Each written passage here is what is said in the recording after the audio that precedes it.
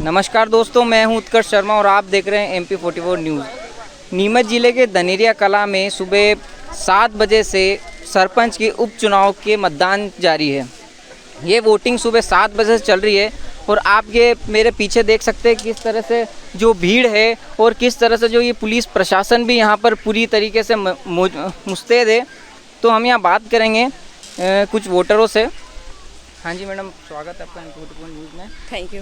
बताइए किस तरह का आप में उत्साह है? बहुत ज़्यादा उत्साह है क्योंकि उपचुनाव चल रहे हैं सरपंच के। तो मैं चाहती हूँ कि हमारे क्षेत्र का अच्छे से विकास हो, जो भी व्यक्ति जीते वो हमारे क्षेत्र का अच्छे से विकास करें, क्योंकि ये धनेरिया जो पंचायत है नीमच की, मेरे ख्याल से बहुत बड़ी पंचायत है, सबसे ज़्यादा वोटर है यहाँ के। इसलिए मैं चाहती हूँ कि जो कॉलोनी है, गाँव है, सभी का अच्छे से विकास हो। किस तरह का विकास देखना चाहते हैं आप धनेरिया कला में? मैं चाहती हूँ कि धनेरिया में जो सबसे ज़्यादा पानी की दिक्कत है उसका समाधान हो। यही सबसे बड़ी मेन मुद्दा है, पानी का। धर्मशाला, सामुदायिक भवन, ये सब चीज़ें हों। हाँ, तो देखा आपने किस तरह से जो इन्होंने बताया कि अब हम बात करते हैं किस तरह से आप में उत्साह है मतदान को लेकर। जैसे कि हमारे यहाँ धर्मशाला की कॉलोनी है, वो पानी की सप्लाई सही से नहीं होती है और ऐसे बहुत से जो है, तो मतलब साफ सफाई की व्यवस्था नहीं है। किस चेहरे को आप सरपंच के उसमें देखना चाहेंगे? जो मतलब विकास कर सके अच्छा, और ये सब। तो देखा आपने किस तरह से जो यहाँ के वोटर्स में जो उत्साह है। अभी हमारे साथ सेक्टर अधिकारी मौजूद है, इनसे बात करेंगे कि किस तरह की यहाँ पे तैयारियाँ हैं, किस तरह की सुरक्षा व्यवस्था है। नमस्कार सर। नमस्कार। किस तरह की सुरक्षा व्यवस्था है यहाँ पे वोटिंग को लेकर? धनेरिया कला में सरपंच पद के लिए यहाँ पर 9 पोलिंग पार्टियाँ कार्य कर रही हैं। जो एकीकृत शाला जो इस परिसर में 7 पोलिंग पार्टियां कार्य कर रही हैं और हम यहां पर मास्टर ट्रेनर के रूप में तैनात हैं। यदि ईवीएम में कुछ गड़बड़ी हो जाए तो उसके लिए यहां पे 3 मास्टर ट्रेनर तैनात किए गए हैं। साथ ही यहां पर प्रशासन की चाक चौबंद व्यवस्था है। अभी तक लगभग 23% वोटिंग हो चुका है। यहाँ पर सभी केंद्रों पर शांतिपूर्ण निर्वाचन कार्य चल रहा है। कोई दिक्कत नहीं है, ना वोटर को दिक्कत है, ना कर्मचारी को दिक्कत है। बढ़िया चल रहा है। तो ये मतदान सुबह कितनी बजे से जो है शुरू हुए हैं और कब तक चलेंगे? प्रातः 7 बजे से दोपहर 3 बजे तक ये मतदान चलेगा। यदि मतदाता इसके बाद भी आते हैं, यदि 3 बजे तक परिसर में उससे आ जाते हैं तो उनकी कतार लगाकर और उनका वोटिंग कराया जाएगा। सुरक्षा व्यवस्था को लेकर क्या कहेंगे आप? किस तरह की सुरक्षा व्यवस्था? सुरक्षा व्यवस्था यहाँ की चाक चौबंद है और हर पोलिंग सेंटर पे लगभग 5-5 जो सुरक्षा कर्मी लगे हुए हैं और बिल्कुल ये व्यवस्था देख रहे हैं इसकी सुरक्षा की। इसमें कोई दिक्कत नहीं हो रही, ना वोटर को दिक्कत हो रही, ना कर्मचारी को दिक्कत हो रही है।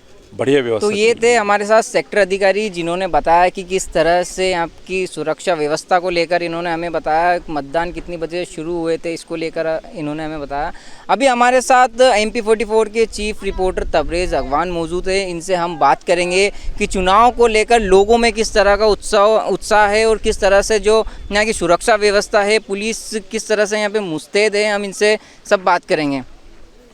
जी तबरेज़, बताइए कि किस तरह से यहाँ पे मतदान के लिए भीड़ उमड़ रही है, किस तरह का यहाँ पे उत्साह नज़र आ रहा है आपको? सबसे पहले तो MP44 के सभी दर्शकों का मैं स्वागत करना चाहूँगा कि आप जो MP44 को इस तरह से चुनाव की खासकर जो खबरों को लेकर आप में जिस तरह का उत्साह MP44 के लिए बना हुआ है, उसके लिए आप सभी दर्शकों का धन्यवाद। जैसा कि आप देख रहे हैं कि जो यहाँ पर जो एक उपचुनाव हो रहा है, ये विधानसभा चुनाव की तर्ज पर हो रहा है। सरपंच पद के लिए यहाँ पर 6 इस बार जो प्रतिस्पर्धा के लिए 6 लोग यहाँ पर बतौर उम्मीदवार खड़े हुए हैं, जिसमें मदन लाल अहीर, चिरंजीवी नागदा और राजेश राठौर, भरत पेंटर, सीमा आनंद अहीर और राजकमल मेघवाल, इसके अंदर जो अभी कुछ दिन पहले हमने देखा था कि यहाँ के जो सरपंच थे निर्मल सिंह राठौर, उनका असामयिक निधन हो गया, जिसकी वजह से ये दोबारा ये चुनाव को करवाया जा रहा है। उनके जो बड़े भाई है राजेश राठौर, वे इस चुनाव में खड़े हो रहे हैं। आप देख सकते हैं कि किस तरह से लोगों में उत्साह है। 7 बजे से वोटिंग शुरू हो चुकी है। उसके बाद लगातार यहाँ पर लोग एक के बाद एक पोलिंग पर जो है वे उत्साह के साथ यहाँ पर वोट डालने आ रहे हैं। यहाँ पर आप देख सकते हैं कि जो पंचायत है ये धनेरिया कला और लेवड़ा, इस पंचायत में 2 गांव प्रमुखता के साथ जुड़े हुए हैं। इसके साथ ही अमर कॉलोनी, रिटायर्ड कॉलोनी और जेसवाल कॉलोनी यहाँ पर मुख्य रूप से जुड़ी हुई है। ये जो क्षेत्र है ये शहरी क्षेत्र से लगा हुआ है और विधानसभा चुनाव को लेकर जो अभी हाल ही में विधानसभा चुनाव होने हैं, 4 महीने बाद 6 महीने बाद जो विधानसभा चुनाव होने हैं, ये विधानसभा की भी गाइडलाइन ये गाँव तय करेगा, क्योंकि यहाँ पर 5,500 वोटर है। ये 5,500 वोटर का जो रुख है, जो कांग्रेस समर्थित विचारधारा है, जो भाजपा समर्थित विचारधारा है, उस विचारधारा को भी तय करेगा। जो स्वर्गीय निर्मल सिंह राठौर के जो बड़े भाई है राजेश राठौर, वो कांग्रेस की गाइडलाइन को फॉलो करते हैं, तो वहीं जो चिरंजीवी चीनी नागदा है वो भाजपा की गाइडलाइन को फॉलो करते हैं। यहाँ पर किस तरह से किसको ये उत्साह के साथ ये चीज़ देखी जा रही है कि किसको वोट ज़्यादा मिलता है, क्या परसेंटेज वोटों का रहता है, उस आधार पर ये विधानसभा की गाइडलाइन को तय करेगा। हमारे नीमच और जावद में जो आप देखा जा रहा है कि 2 पंचायतों में उपचुनाव हो रहे हैं। एक नीमच विधानसभा के धनेरिया कला में जो शहरी क्षेत्र से जुड़ा हुआ है, कुछ ही किलोमीटर पे हमारा ज़िला मुख्यालय है, 5 से 6 किलोमीटर की दूरी पर मुख्यालय है और ये गांव उससे सटा हुआ है, बिल्कुल सटा हुआ है। इसके साथ ही जावद विधानसभा का जो ग्राम उमर है वहाँ पर भी उपचुनाव हो रहे हैं। इसके साथ ही जो वार्ड रतनगढ़ का जो वार्ड पार्षद का चुनाव भी इन दिनों हो रहा है। 17 तारीख को यहाँ पर जो रिज़ल्ट है, परिणाम है, वो घोषित हो जाएंगे कि आखिर किसको सरपंच पद का कौन उम्मीदवार बन रहा है और कौन उम्मीदवार नहीं बन रहा है। तो ये जो चुनाव है, ये विधानसभा चुनाव को लेकर खास तौर पे देखा जा रहा है। ये चुनाव भी तय करेगा नीमच विधानसभा की आखिर गाइडलाइन क्या है, वे कांग्रेस के पक्ष में है या नहीं है। जैसा कि हम देख रहे हैं कि जो मध्य प्रदेश विधानसभा चुनाव है कांग्रेस के पक्ष में काफ़ी माहौल बताया जा रहा है। हमारी चाहे नीमच विधानसभा की बात करें, जावद विधानसभा की बात करें, चाहे मनासा विधानसभा की बात करें, तो ये उपचुनाव में एक तरह के एक संकेत मिल जाएंगे कि किस तरह से जो जनता का रुख है, वे रुख पता चलेगा कि आखिर लोगों का जो मतदान करने का जो रुख है वह किसकी तरफ है, भाजपा विचारधारा की तरफ है या कांग्रेस की गाइडलाइन की तरफ है। और आप देख सकते हैं कि सुबह की 7 बजे के बाद से ही यहाँ पर लोग लगातार मतदान करने आ रहे हैं। अभी तक 40% के करीब मतदान हो चुका है। ये मतदान जो ग्रामीण क्षेत्रों के अंदर 7 बजे से ग्रामीण अपने स्कूलों की तरफ, पोलिंग बूथों की तरफ, मतदान केंद्रों की तरफ उमड़ रहे हैं। बताया जा रहा है वैसे तो आखिरी टाइम जो है वो 3 बजे तक का है, लेकिन 12 बजे 1 बजे के बाद स्थिति स्पष्ट हो जाएगी कि आखिर मतदान कितना होना है और कब तक के होना है। ये थे हमारे साथ तबरेज अगवान, जिन्होंने बड़ी बात कही है कि ये जो उपचुनाव है ये विधानसभा चुनाव को तय करेगा कि किस तरह से जो कांग्रेस और बीजेपी जो है दमखम से एक दूसरे के सामने लगी हुई है। इस चुनाव के बाद कई हद तक क्लियर हो जाएगा कि जनता का झुकाव किस पार्टी की तरफ है। हमारे साथ और भी लोग मौजूद है, आप देख सकते हैं पीछे किस तरह से जो पब्लिक है, और भी लोग हमारे साथ मौजूद हैं। हम उनसे भी चर्चा करेंगे कि चुनाव को लेकर, उपचुनाव के मतदान को लेकर लोगों में किस तरह का उत्साह है, किस तरह से जो है लोग अपना सरपंच को देखना चाहते हैं। हम बात करते हैं, हमारे साथ ये मौजूद हैं। हाँ तो बताइए, हेलो, हाँ तो बताइए माजी आप कि किस तरह का उत्साह है मतदान को लेकर, कितने बजे आप वोट डालना है? हम लोग तभी 9 बजे आए हैं। तो सरपंच के रूप में किसको देखना चाहते हैं आप? सरपंच के रूप में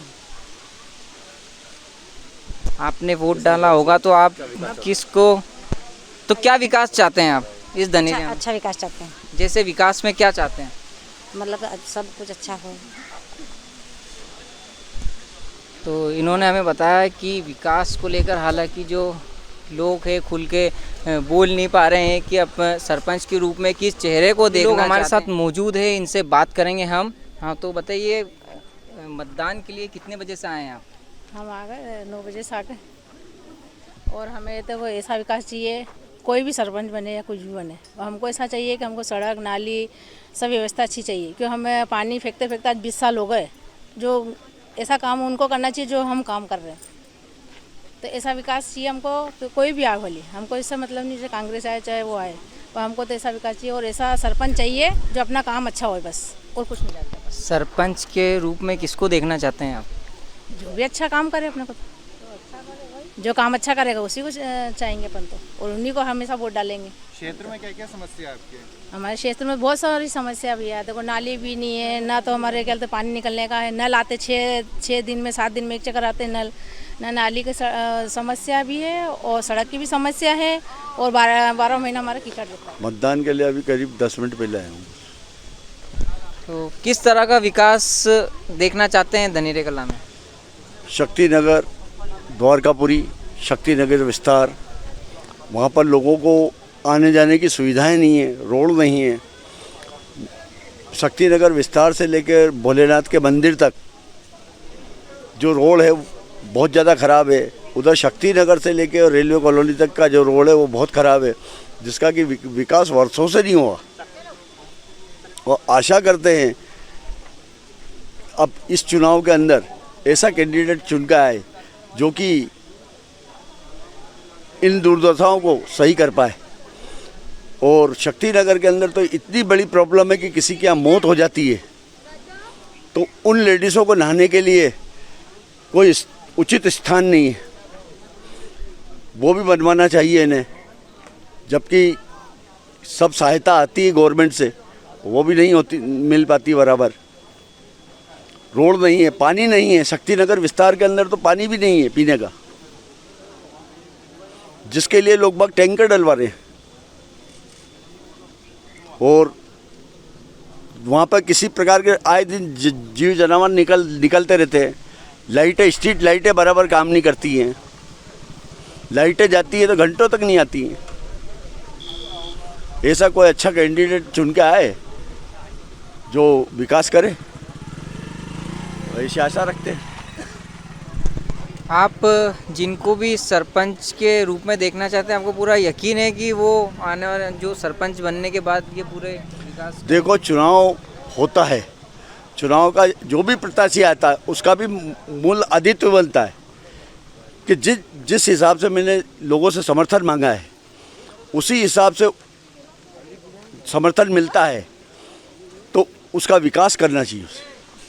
जब कॉलोनियों का विकास नहीं होता है, वहाँ दुर्दशा रहती है, वृद्ध लोगों का उसका सामना करना पड़ता है, और फिर विकास के प्रति जो भी कैंडिडेट चुन के आता है उसको ढूंढना पड़े।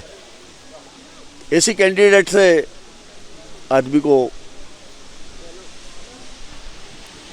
तो देखा आपने यहाँ के लोग जो है विकास को लेकर कितना जूझ रहे हैं। जो जिस तरह से इन्होंने हमें बताया है कि ये आने वाले सरपंच से पूरी उम्मीद करते हैं कि जो आने वाला सरपंच जो भी होगा वो विकास को दुगनी गति से करे और धनेरिया कला को दुगनी गति से आगे लेकर। जी हाँ, यहाँ धनेरिया ग्राम पंचायत का उपचुनाव में आज पोलिंग का डे है और इस पंचायत में कुल 8 मतदान केंद्र हैं, जिसमें से इस प्रेमाइसेस में 6 मतदान केंद्र हैं।